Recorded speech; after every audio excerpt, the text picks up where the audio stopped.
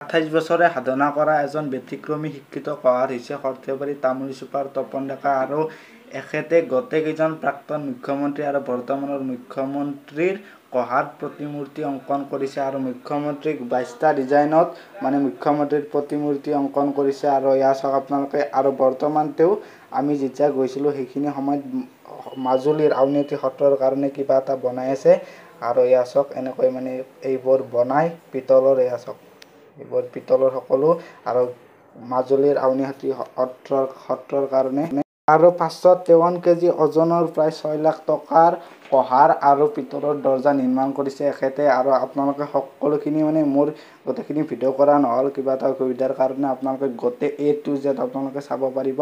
মই লিংক এটা দি দিম। ৰাণুমা বাই ধুনীয়াকৈ এটা ধুনীয়া ভিডিঅ' বনাইছে গোটেই A to Z প্ৰথমৰ পৰা শেষলৈকে আপোনালোকে ভিডিঅ'টো চাব। মই ওপৰত লিংকটো দি দিম বাৰ ভিডিঅ'টোৰ আৰু তাত গৈ আপোনালোকে ধুনীয়াকৈ চাব। অলপমান আপোনালোকক দেখুৱাই দিলোঁ আৰু আপোনালোকে ভিডিঅ'টো শ্বেয়াৰ কৰিব আৰু তেওঁৰ লগত আপোনালোকে যোগাযোগো কৰিব পাৰে। নাম্বাৰটো আপোনালোকে পাই যাব আৰু ভিডিঅ'টো সকলোৱে শ্বেয়াৰ কৰিব আৰু কেনেকুৱা পালে জনাব আৰু ভিডিঅ'টোৰ লিংকটো মই দি দিম আপোনালোকে তাত গৈ চাব।